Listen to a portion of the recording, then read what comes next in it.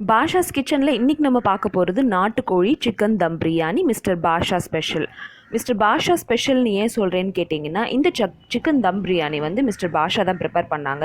So இது என்னோடய சேனலோட 100th வீடியோ அப்படின்றதுனால கொஞ்சம் மெமரபுளாக இதை பண்ணலாம் அப்படின்றதுனால இந்த டிஷ் நாங்கள் ப்ரிப்பேர் பண்ணோம். ஸோ ரொம்ப ஈஸியாக ஸ்டெப் பை ஸ்டெப் ப்ரொசீஜரில் எப்படி ஒரு சிக்கன் தம் பிரியாணி வீட்லேயே பண்ணுறது அப்படின்றது வாங்க இந்த வீடியோவில் நம்ம பார்க்கலாம். ஸோ நாட்டுக்கோழி சிக்கன் தம் பிரியாணி செய்கிறதுக்கு இங்கே நான் 1 கிலோ நாட்டுக்கோழி வந்து இந்த மாதிரி வாங்கி வச்சு க்ளீன் பண்ணி எடுத்திருக்கேன். ஸோ இது நாட்டுக்கோழி அப்படின்றதுனால நான் இதில் 1 டேபிள் ஸ்பூன் இஞ்சி பூண்டு பேஸ்ட்டு அப்புறம் 1 தக்காளி போட்டு வேக வச்சு எடுத்திருக்கேன். ரொம்ப இதை வேக வைக்க வேண்டாம், ஒரு விசிலில் நீங்கள் ஆஃப் பண்ணிட்டா போதும். ப்ரெஷர் இருக்கும் போதே ஓப்பன் பண்ணிவிட்டு இந்த மாதிரி சூப்பை வந்து செப்பரேட் பண்ணிடுங்க.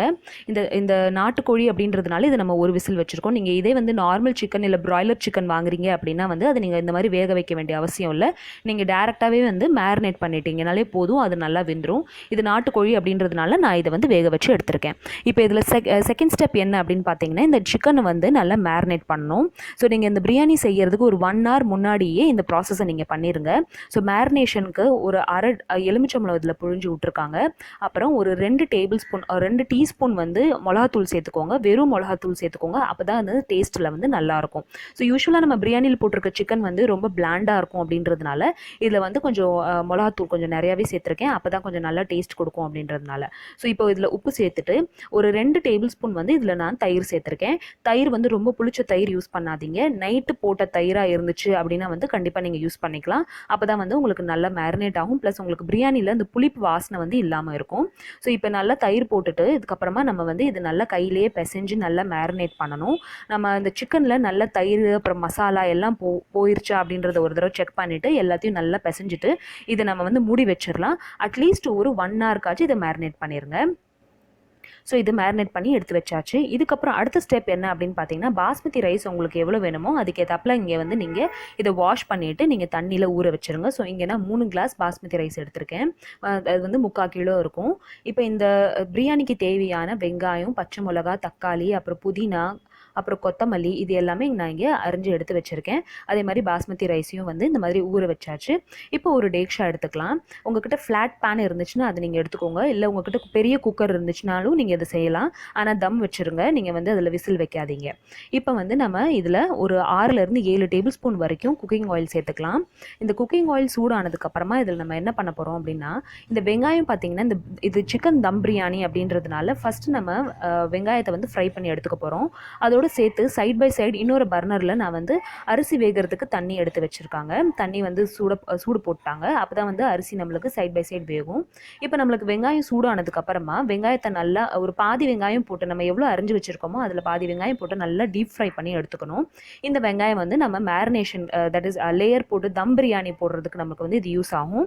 அதனால இதை நல்லா மேரினேட் பண்ணி அதை நல்லா ஃப்ரை பண்ணி எடுத்து வச்சுக்கோங்க. ஸோ இதுக்கு தேவையான இஞ்சி பூண்டு பேஸ்ட்டும் நான் வந்து இங்கே கட் பண்ணி எடுத்து வச்சுருக்கேன். இந்த பிரியாணிக்கு தேவையான பட்டை, கிராம்பு, ஏலக்காய், அப்புறம் இந்த ஸ்டார் அனீஸ் அதையும் நான் இங்கே எடுத்து வச்சுருக்கேன்.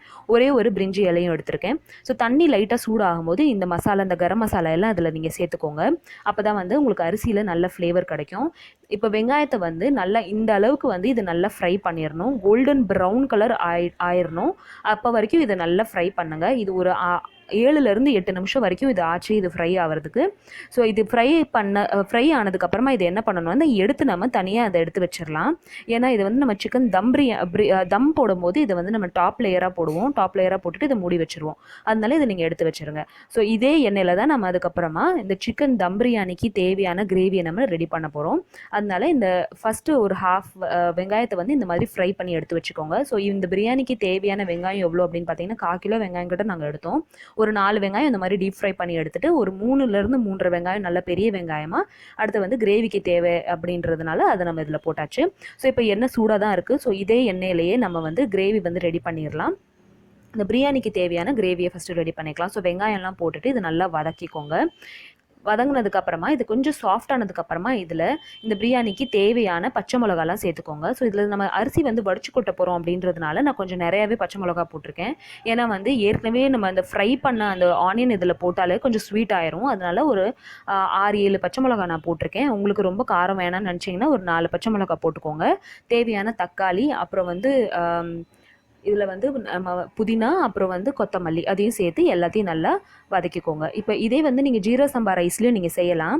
ஜீரக சம்பாவில் இது எப்படி செய்கிறது அப்படின்னு யோசிச்சிங்கன்னா, நான் அதோட என்னோட வீடியோவோட லிங்க் டிஸ்கிரிப்ஷன் பாக்ஸில் நான் உங்களுக்கு போட்டுடுறேன். நீங்கள் அதை செக் பண்ணிக்கோங்க. இப்போ வெங்காயம் தக்காளி எல்லாம் நல்லா வதங்கிருச்சு. தக்காளி எல்லாம் நல்லா சாஃப்ட் ஆகி இந்த மாதிரி ஆயிடணும். இதுக்கப்புறமா இதில் நம்ம இஞ்சி பூண்டு பேஸ்ட் சேர்த்துக்கலாம். இஞ்சி பூண்டு பேஸ்ட் பார்த்தீங்கன்னா ஏற்கனவே நம்ம 1 டீஸ்பூன் வந்து நம்ம சிக்கனில் வேக வச்சு எடுத்துருக்கோம். அதனால இதில் வந்து 4 டேபிள் ஸ்பூன் வரைக்கும் நம்ம இஞ்சி பூண்டு பேஸ்ட் சேர்த்துக்கலாம். அதுக்கு மேலே சேர்க்க வேண்டாம். இஞ்சி பூண்டு பேஸ்ட் போட்டதுக்கப்புறமா கொஞ்சம் இதில் நல்லா சாட் பண்ணிக்கோங்க. நல்லா வந்து வதக்கிக்கோங்க. ஒரு 3-4 நிமிஷம் வந்து இது நீங்கள் வதக்கணும். அப்படியே உங்களுக்கு அடியில் பிடிக்கிற மாதிரி இருந்துச்சுன்னா சும்மா ஒரு 1/4 கிளாஸ் தண்ணி வந்து ஊற்றி நல்லா இஞ்சி பூண்டு வாசனை போகிற வரைக்கும் அதை நல்லா வதக்கிக்கோங்க. இப்போ இஞ்சி பூண்டு வாசனை எல்லாம் போனதுக்கப்புறமா இதில் இந்த மேரினேட் பண்ணி எடுத்து வச்சிருக்க இந்த சிக்கன் இதில் நம்ம சேர்த்துக்கலாம். ஸோ இது நாட்டுக்கோழி சிக்கன் அப்படின்றதுனால இந்த பிரியாணி வந்து ரொம்ப பிளாண்டாக இருக்கக்கூடாது அப்படின்றதுனால நம்ம நல்லா இதை மேரினேட் பண்ணி எடுத்து வச்சிருக்கேன். உங்களால் 1 hour வரைக்கும் இதை மேரினேட் பண்ண முடியல அப்படின்னு நினச்சிங்கன்னா அட்லீஸ்ட் ஒரு 20 minutes ஆச்சு இதை நீங்கள் மேரினேட் பண்ணி வச்சுக்கோங்க. அப்போ தான் வந்து உங்களுக்கு இந்த பிரியாணியில் நீங்கள் இந்த கறியை நீங்கள் தனியாக எடுத்து சாப்பிட்டீங்கன்னா கூட அந்த சிக்கன் வந்து உங்களுக்கு நல்ல ஒரு டேஸ்ட் கொடுக்கும். இல்லாட்டினா நார்மலாக நம்ம இப்போ சிக்கன் பிரியாணி சாப்பிடும்போது சிக்கனோட டேஸ்ட் வந்து ரொம்ப பிளாண்டாக இருக்கும். இந்த மாதிரி மேரினேட் பண்ணி நீங்கள் வச்சு நீங்கள் பிரியாணி சாப்பிட்டீங்க அப்படின்னா நல்ல ஒரு டேஸ்ட் வந்து அதில் உங்களுக்கு கொடுக்கும். இப்போ இந்த சிக்கனை வந்து நம்ம வேக வைக்க போகிறோம். ஸோ அந்த வேக வைக்கிறதுக்கு தேவையான தண்ணி பார்த்திங்கன்னா ஏற்கனவே நம்ம சூப் தண்ணி எடுத்து செப்பரேட் பண்ணி வச்சுருந்தோம். ஸோ அந்த தண்ணியை வந்து இதில் நம்ம ஊற்றிக்கலாம். இது நீங்கள் பிராய்லர் சிக்கனில் போடுறீங்க அப்படின்னு அந்த தண்ணி ஊற்ற வேண்டிய அவசியம் இல்லை. அதில் வேகவே உங்களுக்கு நிறைய அதுலேருந்து தண்ணி வந்துடும். அதனால நீங்கள் எக்ஸ்ட்ராலாம் தண்ணி எதுவுமே ஊற்றாதீங்க. அப்படி ரொம்ப ட்ரையாக இருந்துச்சு அப்படின்னா மட்டும் சும்மா ஒரு 1/2 கிளாஸ் தண்ணி ஊற்றுங்க. ஸோ இந்த பிரியாணி பார்த்திங்கன்னா என்னோட ஹஸ்பண்ட் தான் செஞ்சார் அப்படின்றதுனால இது வந்து என்னோட சேனலோட 100th வீடியோ அப்படின்றதுனால இது நான் வந்து அவர் தான் ப்ரிப்பேர் பண்ணார். ஸோ இது நான் அவருக்கு தெரியாமல் வீடியோ எடுத்தேன். அதுக்கப்புறமா நம்ம இங்கே சிக்கன் வந்து நம்மளுக்கு இங்கே நீங்கள் ஒரு 5 நிமிஷத்துக்கு ஒரு தடவை நீங்கள் எடுத்து நல்லா கிளறி விட்டுக்கோங்க. ஏன்னா அது தம் வைக்க போகிறோம் அப்படின்றதுனால அடியில் பிடிக்காமல் இருக்கணும். நாட்டுக்கோழி சிக்கன் இது அப்படின்றதுனால இது ஒரு 10 minutesல வெந்துருச்சு. இதே பிராய்லர் சிக்கனாக இருந்துச்சுன்னா 10 to 15 minutes ஆகும். அதோட இது நம்ம ஒரு விசில் வேறு வேக வச்சு எடுத்துருக்கோம். ஸோ ஒரு கரெக்டாக ஒரு 10 minutesல இது வந்து வெந்துருச்சு. ஸோ சைட் பை சைட் நான் வந்து இந்த அரிசிக்கு தேவையான தண்ணி வந்து கொதிச்சதுக்கு அப்புறமா நான் வந்து சிம் பண்ணிட்டதுனால இதில் கொதி தெரியல. நல்லா தண்ணி கொதிச்சதுக்கப்புறமா இதில் வந்து நம்ம ஊற வச்சுருந்த இந்த பாஸ்மதி ரைஸ் இதில் நீங்கள் போட்டுருங்க. ஒரு 80% இது வெந்தால் போதும். அதுக்கப்புறமா நம்ம எடுத்து இதை வந்து நம்ம தம் பிரியாணிக்கு போடும்போது நம்ம கிரேவி மேலேயே நம்ம அப்படியே போட்டுற போகிறோம். அதனால இது தம்மில் இருக்கும் அப்படின்றதுனால நல்லா இன்னும் கொஞ்சம் வேகும். அதனால ஒரு கரெக்டாக ஒரு 80%ல உங்களுக்கு அரிசி கொஞ்சம் லைட்டாக வேறையாக இருந்தால் கூட பரவாயில்ல. நீங்கள் எடுத்து வந்து நீங்கள் தம் போட்டிங்கனாலே நல்லா வெந்துடும்.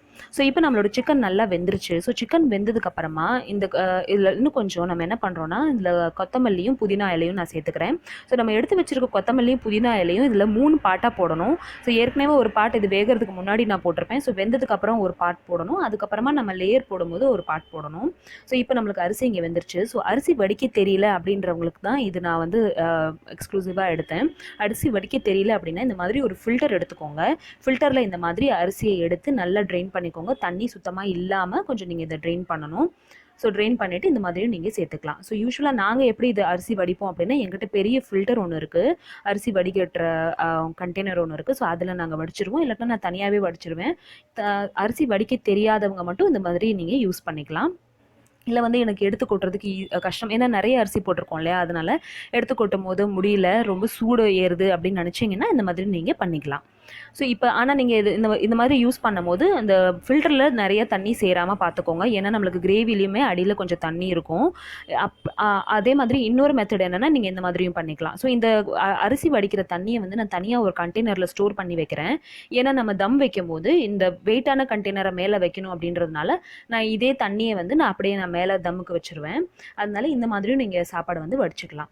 ஸோ இந்த மாதிரி நீங்கள் 2 வகையாக சாப்பாடு வடிச்சிட்டு சாப்பாடை ஃபுல்லாக போட்டுருங்க. ஸோ ஃபஸ்ட் லேயர் நம்மளோட கிரேவி, செகண்ட் லேயர் அந்த குக் பண்ண அரிசி நம்ம போட்டாச்சு. அதுக்கப்புறமா இதில் மிச்சம் இருக்கிற இந்த கொத்தமல்லியும் புதினா இலையும் போட்டுருங்க. இந்த கொத்தமல்லி புதினா இலை போட்டதுக்கப்புறமா இதில் வந்து நம்ம ஃபுட் கலர் ஆட் பண்ணுறோம். ஸோ உங்கள்கிட்ட ஃபுட் கலர் இல்லை அப்படின்னா நீங்கள் யூஸ் பண்ண வேண்டாம். இல்லை வந்து எனக்கு ஒயிட்டாகவே இருந்தால் பரவாயில்ல அப்படின்னு நினச்சிங்கன்னா நீங்கள் அப்படியே கூட விட்டுறலாம். ஸோ ஃபுட் கலர் போட்டால் கொஞ்சம் நல்லா அட்ராக்டிவாக இருக்கும். அட் த சேம் டைம் கடையிலையும் நம்மளுக்கு இந்த மாதிரி தான் கிடைக்கும் அப்படின்றதுனால நான் ஜஸ்ட் இதை வந்து போட்டேன். ஸோ இது வந்து கேசரி கலர் உங்ககிட்ட இருந்துச்சுன்னா கூட நீங்கள் இது சேர்த்துக்கலாம். ஸோ ஃபுட் கலர் எப்படியுமே இந்த மாதிரி தான் ஆட் பண்ணணும். ஃபுட் கலர் சேர்த்ததுக்கு அப்புறமா இதில் நம்ம ஃப்ரை பண்ணி எடுத்து வச்சிருக்க இந்த ஆனியன் இதில் சேர்த்துக்கலாம். ஸோ இந்த ஆனியன் பார்த்தீங்கன்னா இது ஃப்ரை பண்ணி இருக்குது அப்படின்றதுனால எனக்கு கொஞ்சம் ஸ்வீட்டாக இருந்தது. ஸோ இது வந்து குழந்தைங்களுக்கு ரொம்ப பிடிக்கும். நீங்கள் வந்து பிரியாணி ரொம்ப ஸ்பைஸியாக காரமாக இருக்குது, குழந்தைங்க சாப்பிட மாட்டேங்கிறாங்க அப்படின்னு சொல்லி நினச்சிங்கன்னா இந்த மாதிரி சிக்கன் தம் பிரியாணி செஞ்சு கொடுங்க. இதில் இந்த ஃப்ரைடு ஆனியன்ஸ் வந்து ஒரு ஸ்வீட்னஸ் கொடுக்குது இந்த பிரியாணிக்கு. ஸோ குழந்தைங்க ரொம்ப விரும்பி சாப்பிடுவாங்க. ஸோ இப்போ நம்மளுக்கு லேயர் எல்லாம் முடிஞ்சிருச்சு. இப்போ நம்ம இதை தம் வைக்க வேண்டியதான். ஸோ இப்போ வரைக்கும் நம்ம ஃப்ளேம் வந்து லோவில் தான் இருந்துச்சு. ஸோ அரிசி போடுற நேரத்துலேருந்து இது தம் வைக்கிற வரைக்கும் வந்து நீங்கள் இதை ஃப்ளேம் வந்து லோ பண்ணி வச்சிடணும். இந்த தவா வச்சோடனே ஃப்ளேம் ஃபுல் பண்ணிடுங்க. ஃபுல் பண்ணிவிட்டு அதுக்கப்புறமா தவா வச்சுட்டு அதுக்கு மேலே வந்து நம்ம இந்த டேக்ஷா வைக்க போகிறோம். இந்த டேக்ஷா வச்சதுக்கப்புறமா இதுக்குள்ளே இருக்கிற ஆவி வெளியே போகக்கூடாது அப்படின்றதுக்காக இதில் வந்து நான் ஒரு பிளேட் வச்சுட்டு ஒரு பிளேட்டுக்கு மேலே நான் நல்ல ஒரு ஹெவியான கண்டெய்னர், நல்லா தண்ணி நிறச்சி ஒரு கண்டெய்னர் இந்த மாதிரி மேலே வச்சிட்டோம்னா நம்மளுக்கு ஆவி வந்து வெளியே போகாமல் இருக்கும். ஸோ இதை ஃபுல்லாக வந்து இந்த தவாவோட வாசனை வர்ற வரைக்கும் இந்த ஃபுல்லாக அப்படியே வச்சுருங்க. ஒரு 10 மினிட்ஸ் ஆகும் தவாவோட வாசனை வர்றதுக்கு. தவாவோட வாசனை ஒரு 10 மினிட்ஸ் வந்ததுக்கு அப்புறமா நீங்கள் என்ன பண்ணுங்கள், இது லோ ஃப்ளேம் பண்ணிடுங்க. லோ பண்ணதுக்கப்புறமா வந்து இப்போ பாருங்கள் இந்த துவாலாம் வருது பாருங்கள். ஸோ இந்த புகையெல்லாம் வந்ததுக்கப்புறமா இது லோ பண்ணிடுங்க. லோ பண்ணிவிட்டு நீங்கள் வந்து தம்மில் வச்சுருங்க. ஸோ லோ பண்ணிவிட்டு ஒரு 10 நிமிஷம் விட்டுட்டு நீங்கள் அப்படியே தம்மில் ஒரு 40 மினிட்ஸ்க்கு இதை அப்படியே விட்டுறணும். ஸோ ஆஃப்டர் 40 மினிட்ஸ் இதை நான் ஓப்பன் பண்ணுறேன். ஸோ நம்மளோட சிக்கன் தம் பிரியாணி இங்கே நம்மளுக்கு ரெடி ஆயிடுச்சு. ஸோ எவ்வளோ சூப்பராக வந்திருக்கு பாருங்கள். ஸோ உங்களுக்கு வேணும்னா இதை நீங்கள் ஃபுல்லாக அப்படியே கிளறி விட்டுக்கலாம். இல்லை அப்படின்னு கூட நீங்கள் லேயராக கூட இந்த மாதிரி நீங்கள் எடுத்து சாப்பிட்லாம். ஸோ வந்து இது என்னோடய சிக்கன் தம் பிரியாணி நாங்கள் வீட்டில் ட்ரை பண்ணது ரொம்ப நல்லா வந்துச்சு. ஸோ அதனால இந்த வீடியோ நான் உங்கள் கூட ஷேர் பண்ணுறேன். நீங்களும் இதே மாதிரி வீட்டிலேயே சிக்கன் தம் பிரியாணி செஞ்சு பாருங்கள். அண்ட் இந்த டிஷ் உங்களுக்கு எப்படி வந்துச்சு அப்படின்றது என்கிட்ட சொல்லுங்கள். இந்த வீடியோ உங்களுக்கு பிடிச்சிருந்துச்சு அப்படின்னா என்னோடய சேனலை கண்டிப்பாக லைக் பண்ணுங்கள், ஷேர் பண்ணுங்கள் அண்ட் கண்டிப்பாக சப்ஸ்கிரைப் பண்ணுங்கள். தேங்க்யூ ஸோ மச் ஃபார் வாட்சிங். பாய்.